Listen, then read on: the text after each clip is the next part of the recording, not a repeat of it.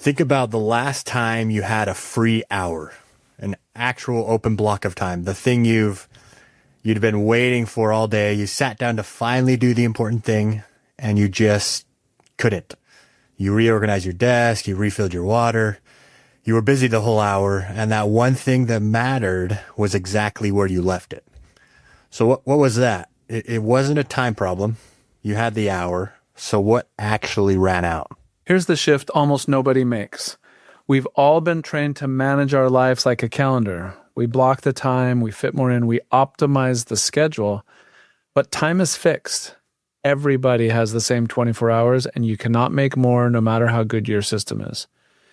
The performance researchers Jim Lur and Tony Schwartz spent years working with elite performers, and they came to a simple conclusion.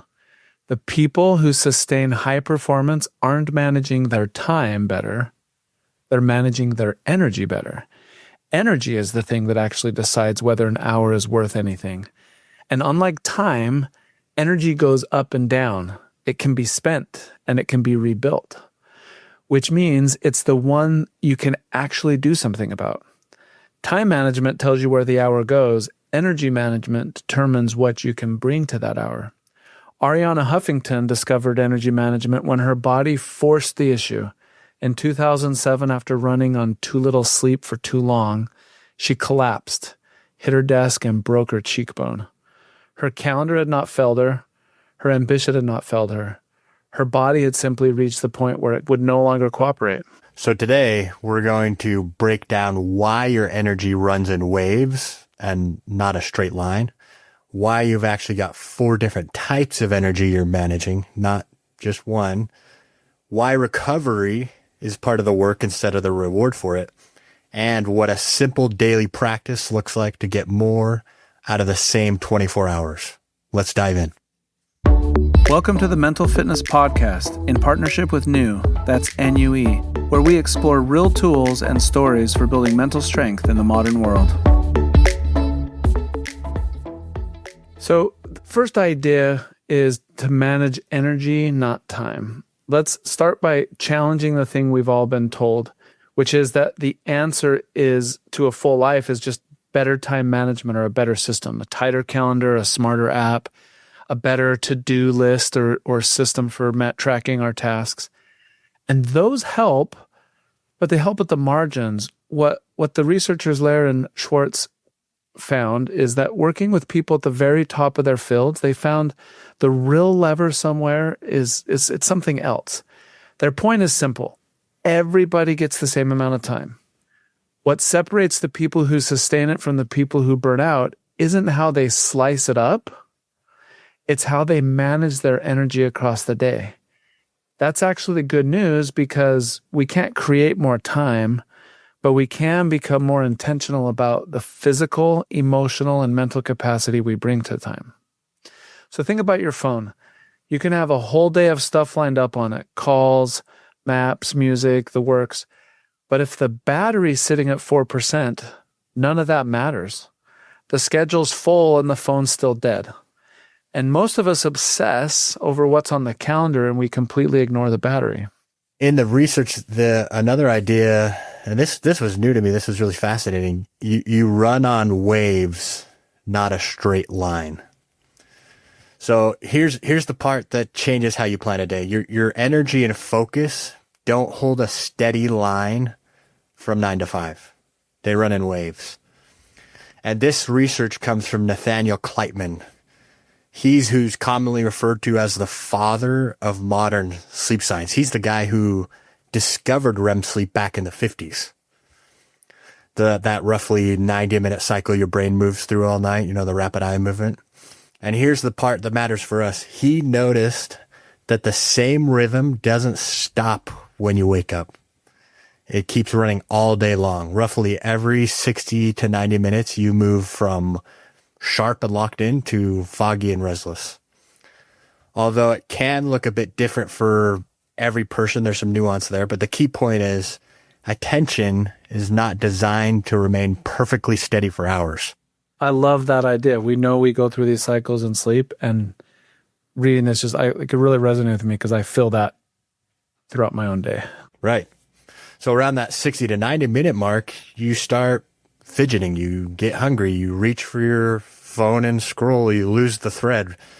Most of us read that as a personal failing, and we push through. We grab more caffeine, more willpower, but pushing through the dip doesn't create more energy. You're just borrowing energy from later. Interesting. It's like sprinting versus jogging. Nobody expects to sprint for an hour straight. You sprint, you recover, you sprint again. Your brain follows a similar principle. Sustained effort eventually needs recovery. It's built for short, hard efforts followed by a reset, not one long, even grind. I love that idea. The third idea is kind of really at the crux of the research from Lauren Schwartz, and that's that we have 4 batteries, not one. It's not just physical energy. When we say energy, that's what most people think of. Am I physically tired or not? But what Lauren Schwartz, they developed an energy management model. Their model includes 4 pillars of energy: physical, emotional, mental, and spiritual. And spiritual sometimes referred to in other literature as meaning or purpose. But these are not literal batteries, but the model helps explain why sleep alone doesn't really solve every kind of exhaustion. And here's why that's useful. You can sleep 8 hours and still feel completely empty because the drained battery isn't the physical one. The person who's technically rested but dreads their whole day isn't physically tired. They're running on empty emotionally. And if you only ever try to fix tiredness with more sleep, you'll keep missing the tank that's actually low, the part of your life that needs recharging. And Michael Phelps, he's a really good example of why physical energy is not the whole story. He was in extraordinary physical condition. He was sleeping regularly and winning more Olympic medals than anyone in history, and then experienced severe depression when the competition ended. His physical capacity was world class, but achievement had not answered the emotional question or the meaning question. Who am I when the race is over? The answer for Phelps when he felt low energy was not better sleep or nutrition. He had that down to a science. The answer was to recharge his emotional and spiritual batteries. So imagine driving with 4 warning lights on the dashboard. You can have a full gas in the tank and still be unable to drive safely because the engine is overheating or the brakes need attention. And in the same way, if we're only looking at the gas tank, in that analogy, which is maybe our sleep or our physical rest, 8 hours of sleep doesn't automatically repair emotional conflict or scattered attention or loss of purpose. That's interesting. Yeah, that's a good reframe. I think most of us would think physical energy is really the only energy you think about, right? Yeah, and it's a big one. And obviously, we've talked a ton about how important sleep is. And overall, in our society, we are sleep deprived. And that's probably a good place to start. But it's important to realize that that's only one of the 4 areas that in the research, the different types of energy. Yeah, don't ignore the other warning lights on the dashboard. Yeah. Right. So let's kind of break down this research and what we're talking about, what we're not talking about here. What we are talking about is energy management, matching what you spend to what you have, and then rebuilding it on purpose in those individual areas instead of running the tank dry. So we're not talking about a time hack, a productivity system, or working more hours. And the key here on the Mental Fitness Podcast, as it relates to mental fitness, is it's fully trainable. You can learn your rhythm, protect your peaks, and build recovery into each day like any other fitness skill. Yeah, I love that. So let's name it plainly. This really isn't just about doing more in less time. It's about, and it's not even the opposite when you read books like Essentialism and stuff that's just saying it's not about doing more, it's about doing less better. We're not talking even about that. What we're talking about is spending the energy you have where it counts and refilling it instead of grinding it when we're out. But being able to recognize the different types of energy and refilling the part that's low. I don't know why I thought of this, but you can spend energy throughout the day, and it's proven that people have less willpower at night right? Like, let's say someone's trying to healthily lose some weight, and nighttime cravings, or, when you have those nighttime munchies or cravings, it's really hard. But what I'd imagine here, as I'm thinking about this, Dave, is if you're recharging those other batteries as well, I know we're saying it's not a willpower problem, but I think you'll have more willpower, for lack of better words, to make those decisions if you're focused on these other areas. Does that make sense? It does. And it is interesting that our willpower is better in the morning. Maybe that's just because we're not refilling and recharging our batteries, and the only way we really recharge is when we sleep. And when we sleep, we are recharging parts of all of our other batteries. It's more than just physical. We do emotionally recharge a bit when we're sleeping. I think the main point is that there's just some things that sleep doesn't fix. Right. Maybe there's some areas of energy, these other three that we're not as focused on, that you can now focus on. So now that we've got, we've talked about a body that runs on waves, the 4 different batteries, and a clock we can't stretch, just a variable we can't touch. That's the picture.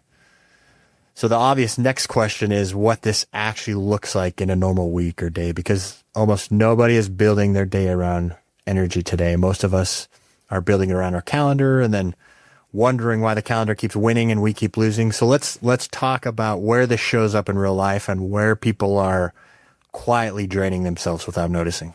Yeah, let's turn the theory into practice. So why don't you, Luke, you've spent a lot of time thinking about this in terms of the afternoon crash. Like, talk about that. Yeah, so that mid-afternoon wall that, as humans, a lot of us face, it's one of the most predictable things in your day. And it's usually 2 things stacked. One is your natural rhythm dipping, and we all feel that. Plus, one factor is whatever you fed the machine yourself at lunch. A breakfast that's all sugar and a lunch that spikes you means that crash is inevitable. It's basically already on the schedule for later in the day. And this is just one factor, but the fix is boring and it works. Steadier fuel, steadier energy, protein in the morning, staying hydrated, drinking water before you're actually thirsty, and something at lunch that doesn't spike you and then drop you an hour later. That's just one idea there. Notice what you eat before your 2 most important work blocks and treat it like fuel. It is literally fuel. Treat it like pre-workout fuel, because it is, that the workout's your day. Yeah, I love that. And I think that eating is the way we eat and drink is probably the number one contributing factor to that afternoon crash. And I think you just cited like the high sugar breakfast and the high carb lunch, where we're just, the way blood sugar works and everything, we're just destined for that afternoon crash.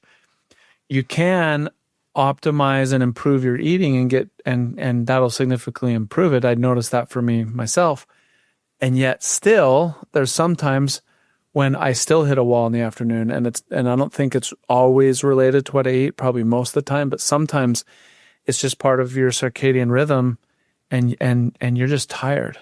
And what I've found for that afternoon, sometimes instead of just pushing through or reaching for a Diet Coke or whatever source of caffeine you prefer to get me through the afternoon, we'll talk a little bit more caffeine later in the episode, but instead of doing something like that, I found sometimes a 20-minute power nap in the early afternoon, that'll make the rest of my day twice as effective, even though I'm taking 20 minutes away. But I think food is probably where we start mostly. The other one is just grinding too much. Sometimes it's important we just have to push through in life sometimes. But when you push straight through, like that 90-minute dip that we talked about every 60, 90 minutes, or when you just try to push through when you're physically tired, you're not being disciplined. You're really draining the tank for a task that your brain's already checked out of. And sometimes that's just not the best use of time. So real recovery beats fake recovery.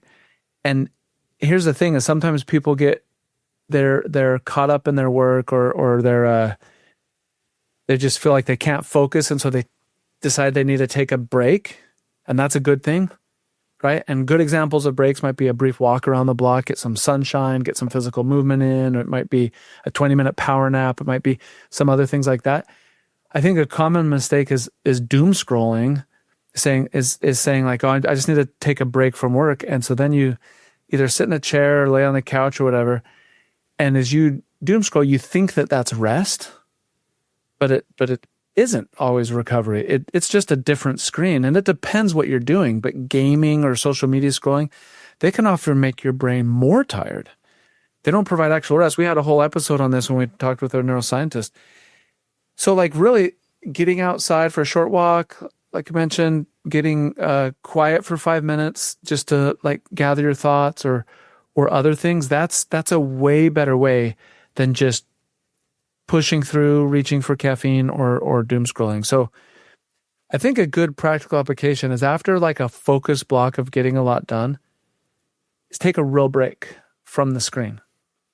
Like get up, move in the other room, talk to a coworker. If you're working from home, see if there's anyone you live with, talk to someone, get some fresh air, but take an actual break. And it doesn't have to be long. It could be 5 minutes. We're not talking about just breaking up your workday so you don't get a lot accomplished, but instead of just finishing the task and then when your brain is screaming for a break, just going, no, I just gotta push through. You're actually going to do better in that next block of work if you just take some time to recharge. I want to touch on a point you said that's really important, and I think people need to internalize, and I've had to internalize myself. It's when you're, let's say you do this sprint of work, you're not just, active recovery isn't context switching. You're not just taking your mind off of work and taking it to your phone and doom scrolling, like you said. So it's not taking your mind off the thing. It's actively recharging. It's resting the mind. It's resting the mind. It's not switching it to and driving on a different road. It's stop driving, recharge. Yeah, and when we had that episode where we talked about this specifically, what was eye-opening for me was understanding the neuroscience of your brain needs rest. And while we think just getting on our phone and playing that game or scrolling or watching someone on YouTube or scrolling whatever social media, we might think that feels relaxing and it's a break because, like you said, it's a context switch. Those things are designed to stimulate our brains, and they're giving us dopamine hits, and they actually require rest after those activities. So what we think might be helping us, like, oh, I've been so focused on this work, I need to take a break. Then we go do it'd be like you'd be like saying you're running and you're just like, I can't keep running, I need to take a rest. So like I'm just gonna go to the weight room and like work my legs to rest so I can go back and run again. Exactly. I mean, it's a different way of using those leg muscles, but you're not resting your legs by lifting weight. So it's kind of, yeah, I'm glad you brought that up because that is an important point to understand what real rest is. So another area of life, this can be a lens you can think through is relationships and emotional energy. So the emotional battery is one that people ignore the longest. Not myself, and I say that because I believe I lean more introvert, and any introverts listening, the emotional battery is one you're probably most aware of. But the more so the hard conversation you keep avoiding, the low grade conflict that you're carrying, the yes you said when you really wanted to say no, all of it quietly drains you, even if you feel physically fine. So protecting emotional energy sometimes looks like a boundary. It's not a nap necessarily for emotional energy all the time, but closing an open loop can give you more back than an extra hour of sleep when we're talking about emotional energy specifically. That's big. And setting boundaries is probably the number one way to protect your emotional energy. And then I think another thing is when we sort of match the task to the tank. Like, is this task that I'm doing, is it drawing on my physical energy? Is it drawing on my emotional energy, and making sure that we're up for it? So, for example, some people are sharpest first thing in the morning. Some don't, they don't, some others don't come alive till the afternoon. And that's really based on our circadian rhythm. There's night owls and early birds, and that's biology. It's not that one's better or worse, but the mistake is scheduling your hardest, most important work in your worst window. If you're an early bird, scheduled in the morning. If you're a night owl, then maybe the early afternoon is the best time for you. So Jeff Bezos is really good at this. He's been said to prioritize 8 hours of sleep. That's just something it's a non-negotiable for him. But the other interesting thing that I just learned this week is that he schedules mentally demanding meetings, like high IQ meetings, always before lunch. By the late afternoon, he prefers to postpone a difficult decision to the next day rather than making it with diminished mental sharpness. So while the 5 p.m. hour has the same 60 minutes as the 9 a.m. hour, not every hour carries the same cognitive capacity. And so he, and he also went on to say that executives' primary role is not to make lots of decisions, it's to make few but very important decisions. And so I can just imagine that if it's a late afternoon and he's tired, he's not going to take a meeting to discuss or make an important decision. He's like, let's put this off till tomorrow when we're all fresh and ready. So sometimes it's just being thoughtful about the time of day when certain type of work is best done. And that can be whether it's physical, cognitive work, emotional work, spiritual, whatever it is. So put your most demanding work in your peak window and save the low energy hours for the low stake stuff. Emptying your email inbox or errands or other kinds of busy work. You can do that when you might be, a little bit more tired physically or emotionally. I love that. Yeah, that's very important. And it's very individual, right? Which leads right into this episode's practical framework or tool that you can take and apply this yourself. So the framework we're going to walk through today is called MAP, Sprint, Refuel. So here's what it is. We'll lay out the steps. Step 1, map your peaks. What we mean by that is find when you naturally have the most energy. Instead of assuming, just like Dave said, every hour is equal. So for a few days, just notice when you feel sharp and also notice when you start to fade. Pick your one best window and guard it for your most important work. That's what mapping your peaks is. That's the first step. Second one is sprint, don't grind. And there's a difference here. So it's working with the wave of energy you feel instead of against it. So work in focused blocks of 90 minutes, for example, and then take a real break with physical movement or stepping outside, getting off your screen, like something to physically reset instead of just pushing through. And depending on the nature of your work, whatever it is you're doing, you can chunk that based on whatever the chunk of time that seems to work for you. 60 to 90 minutes is the general time.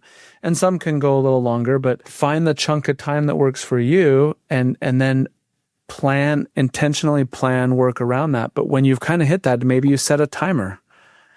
You actually take a physical break. So it's important to sprint, but grinding is when you've then depleted that energy and then just using sheer willpower, you just force yourself to keep going. But what you're actually doing there, and I actually like the word grind because I think of grinding your brakes in a car when the brake pads get down to the bottom when they need to be replaced and they start grinding. And it's that's actually a sign that you need to change them. But if you don't, you actually do more damage than if you did. It's inconvenient to go get your brakes changed and you're like, oh, I don't have time this week, so I'm just going to keep driving for another week or two until I get them fixed. And while that might feel like a good time optimization, you're doing real damage, and then the cost of potentially replacing all your rotors and everything just goes way up. And I think that's what I think of here is when you feel like you're grinding, that's those brake pads at the bottom. It's okay, I need to do something different. Yeah, that's a good analogy. Sprint, don't grind. So first step, Map your peaks. Number 2 of the framework, sprint, don't grind. And the last step here is refuel on purpose. So give the tank something back deliberately with intention. Pick one energy stabilizing habit and actually do it. That can be, like we said, your nutrition, food and hydration. It can be a little walk, a workout, whatever works for you to refuel on purpose. So that's the whole framework. Map your peaks, sprint, don't grind, and refuel on purpose. Map, sprint, refuel. Everything we talk about on this show, the science, the frameworks, the habits, New is where you actually put it into practice. New is the mental fitness app built to help you reflect, notice patterns, and build real mental strength and capacity over time. It remembers what you're working on and meets you where you are. Not therapy, not toxic positivity, just a daily practice for your mental fitness. If you're watching this, scan the QR code on screen. If you're listening, head to talkwithnew.com. That's talkwithnue.com. I don't know if you're planning on talking about this later, Luke, but I having worked with you for several years now, I feel like you do this really well in terms of the way you organize your work schedule and know when you're effective and then when to take a break. Do you want to talk a little bit about sort of like I hate to put you on the spot. I don't know if you plan on talking about this, but just when you were talking, I just thought like you're a good example of this. Do you want to just walk through like your typical workday, the way you've kind of designed it around you? Yeah, for sure. So, and I did think about this a lot early in my career, and it took me looking back to realize the contrast here. But early in my career, I landed at a company that was growing super fast, and you did what you do in your early 20s, early in your career, 7 a.m. to 6 p.m, you're grinding, right? Because you've got to prove it. And I want to be careful here because I do think there's a season for that. There's a version of that stretch that's real and worth it, but only if you don't have other humans depending on you at home and there's other variables, right?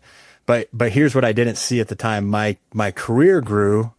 My calendar was completely full. I was productive. I was having success by every measure I was tracking, and my tanks were empty. Not the physical one. I was young. I could probably go all day. The ones that were empty were the ones that mattered most. My family, my wife, my kid at the time. I was winning at the thing I was measuring and losing at the thing I actually cared about. So the strange part with all of this is that I already half knew the lesson. I've always been on the train that time doesn't equal output. Results equal output. Hours in the seed and results have never really correlated for me. And I knew that early. I would often even actually playfully push back on my managers or leaders at the time about this. But what I hadn't figured out yet was that what actually does drive results. It's not the hours, it's what you bring to them. So today, and you touched on this, Dave, I run my day completely differently now. I get up and work early. I still start my day really early when I'm sharpest, but then I go to my active recovery. My refuel is the gym. So then I go to the gym in the middle of my workday on purpose, right when most people are pushing through the wall and reaching for more coffee. And I come back afterwards and sprint through some deep work again. So for me, it's sprint, recharge, sprint, which now that we've, spent an episode on this, that's basically the whole framework. I just had to spend a decade learning it the hard way. That's interesting. I didn't realize that from your earlier career. That last part is what I was kind of talking about, because I love that you do that. I love that we can be flexible. Not everyone's work schedule, unfortunately, is so flexible that you can sort of design your workday the way you want. You have fixed hours and you check in and stuff. So it doesn't work for everyone, but I love that you start your day really early and you get a lot done. And then there's this period in the day when you're gone. But I love it. But you get a lot done and you deliver a lot, and you've learned how to optimize the energy you bring to the hours. And so when I was just going through this and I just thought of that example, I didn't mean to put you on the spot right at that time. I just was thinking, yeah, Luke does a really good job of this. And I've kind of tried to borrow from that. And so like lately I sort of try to work in some of my exercise as breaks during the day. You know, the sort of traditional thing is you get up early to exercise before work, or you exercise in the evening after work. You know, people hit the gym on the way home, or they do some, you know, they go running or whatever they early in the morning. But sort of following your lead, I've realized I actually do way better when it's during the day, because I can get up in the morning and just you're fresh and you get stuff going. I don't know. I just think it's a good pattern. And like I said, it doesn't work for everyone, doesn't work for every work situation, but when possible, it's a really good way to apply that framework. So the framework, again, map your peaks, understanding when you are personally, like what hours of the day are best for you. Sprint in 60 to 90 minute waves, taking real rest in between. Sprint, don't grind. And then the third one is refuel on purpose. Whatever those things are that refuel you physically, emotionally, mentally, spiritually. And the goal isn't a perfect day. It's protecting one peak. It's taking one real break. It's making one honest effort to refuel. So if we do that consistently, then the same 24 hours start to give us a lot more back. I think a key principle is one thing that we can all do today is, if you just take nothing else from this episode, do this. Find your next peak window tomorrow or next work day and put your single most important task there. The window when you're most productive and effective, put the most important thing there. Don't spend your best energy on email. If you're best in the morning, then don't spend your first hour on email. Just put the inbox off for an hour. Spend it on the one thing that actually matters the most, and let the low energy hours carry the low stake stuff. Love that. So how about we walk through, common pitfalls or mistakes that people will naturally run into as they try out this framework, as they map this out? Yeah, I'll start. I think a big one is when we treat recovery like slacking. And this is a hard one because Western culture, it's been so ingrained in our minds that if you take a nap or you're taking a break from work, like for you to go to the gym in the middle of the workday. Yeah. I mean, the people that see you at the gym, if any of them know, well, what does he do for work? He's here every day in the middle of the day or late morning. What does he do? But they don't know how early you start and how late you work. Right. But treating recovery as slacking is a big pitfall. And it's the trap that people fall into is that rest feels or can seem to be unproductive. And so we skip it and we just push through. But I think what's important to understand is that recovery is part of the work. It's not the reward for the work. It is part of the work. You grow in the rest between sets, not during them. Your muscles are built when you're resting from working out. And one of the things I learned from a lot of the sleep researchers we've talked to is that learning and memory growth happens while you're sleeping. So you can learn a bunch of stuff during the day, and then it becomes permanent while you're sleeping. And that there's just evidence that the rest is part of the work. Right. Yeah, that's a really key point. And you're right that this grind culture as a society, what Western society specifically, is kind of forced upon us. You have to step back a little bit. The one I'll jump to is fixing. I think another, people think an antidote is fixing every dip with caffeine or some chemical substance that's going to keep you grinding, right? And the thing is, it's a pretty fast lever, right? So it's easy to jump to. Caffeine can move the wave, but it can't erase it. Again, you're borrowing energy. If you're always pushing through, you're borrowing energy from tomorrow. So, and this is where, in my work day, I do consume caffeine in the mornings, but I think because of my recharge midday, it helps with that because I don't have caffeine any other time during the day and I have plenty of energy. So there's other ways to recharge and don't immediately reach for the caffeine. I've found that as I've been focusing on my sleep, and improving my sleep, I've come to recognize that I'm more sensitive to caffeine than I ever wanted to admit before. And I actually think most people are. I hear people who drink tons of Diet Coke or coffee or whatever, and they think, oh yeah, it doesn't affect me. I don't have a problem falling asleep.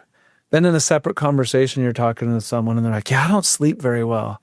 Like I'm always up in the middle of the night and everything. And I'm like, oh, well, there's a relation there, right? Just because caffeine doesn't just stop you from falling asleep. It can disrupt all of your sleep. And then I think that's where it gets into borrowing from tomorrow is when you're pushing it off. But when you feel that dip, maybe going for a walk outside and getting some fresh air and some sunlight, and that sunlight can actually bring real energy into your life, that might do just the trick as much as caffeine does, but without some of the harmful side effects. But I think what should really give people hope around this idea, it's easy to treat tiredness as a willpower issue and get down on yourself. It's like, man, I just need to learn to grind harder. I don't have enough willpower. Everyone else around me does.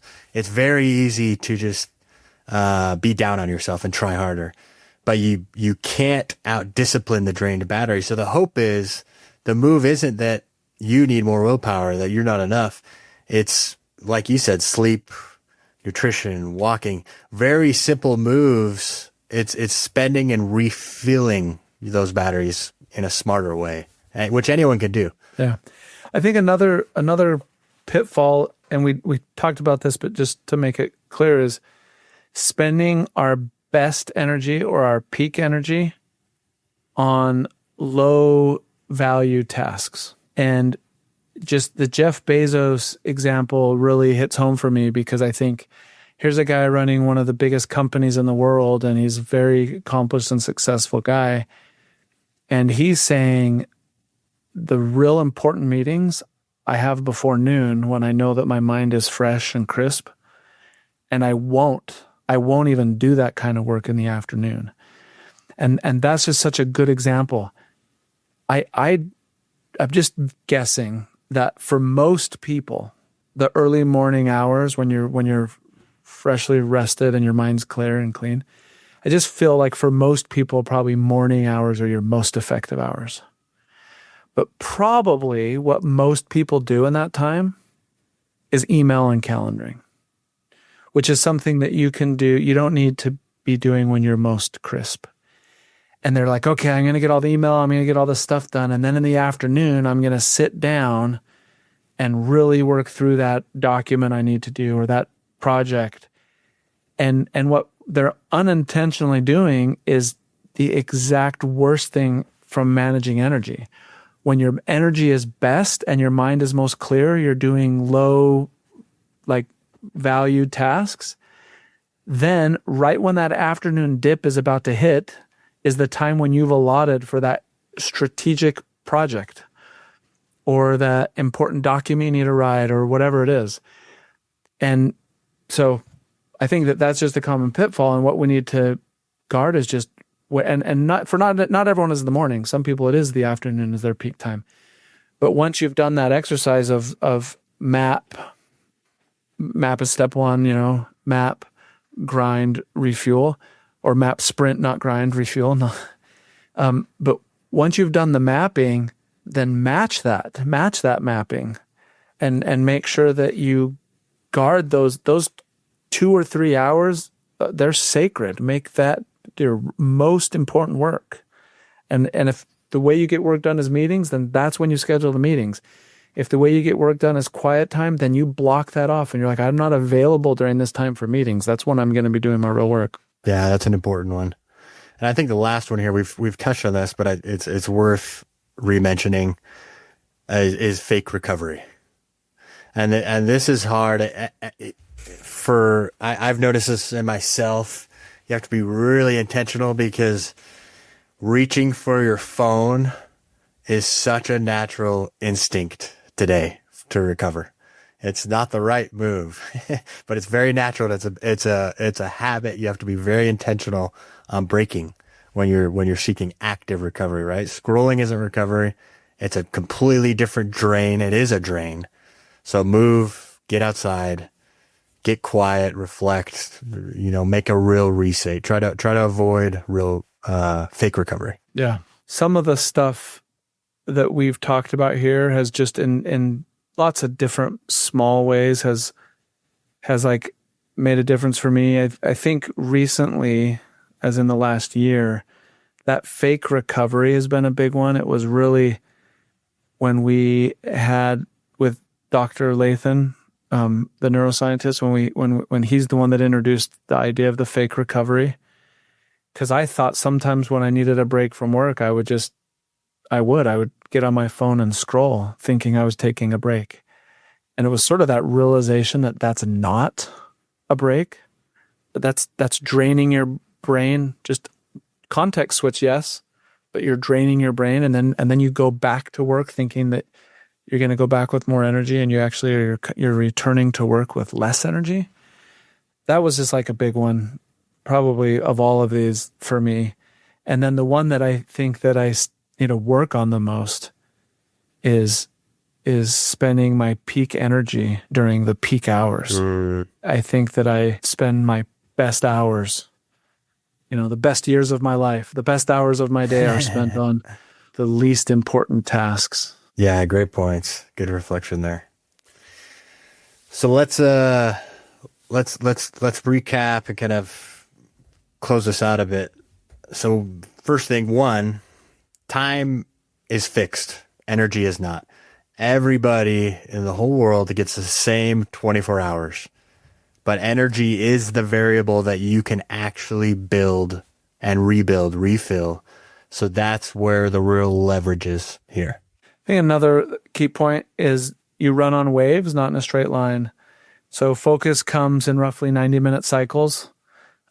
So sprint, then reset instead of just grinding through at the end of those cycles. One that I hadn't learned about that I really like too is you have 4 batteries. You have 4 areas of energy, not just one. The physical, emotional, mental, and the spiritual, or the sense of why it matters, or the meaning and purpose.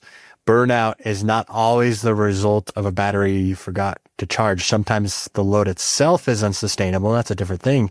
But energy management can help you recognize the problem. If your energy levels are correct, you can recognize you have too much load in the first place. It can't make an impossible workload healthy, but often burnout is due to one of the batteries you've stopped watching. That's such a good point. I think the fourth point is that recovery is part of the work.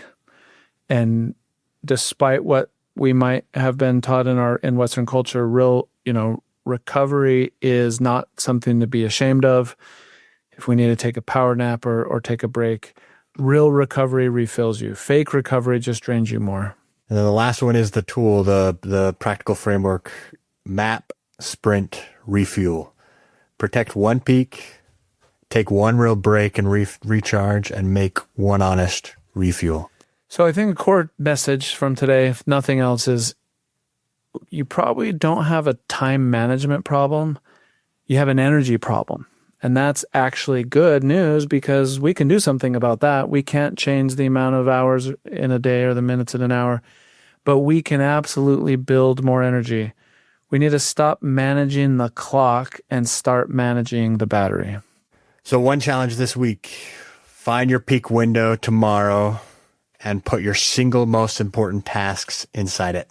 Guard that hour like it matters, because it really does. We spend a lot of time on this show on things you can train.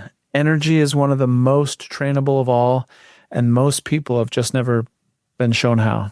And if you're using New, the mental fitness app, a good check-in prompt is, where did my energy actually go today? The app is built exactly for that kind of noticing, spotting the pattern, so you can spend the next day smarter. If this episode hit home for you, please do us a favor and leave a rating or review wherever you're listening. It takes about 30 seconds, and it's genuinely the most powerful way to help this show reach people who need it. Share it with someone who could use it, leave a rating, and we'll see you next week.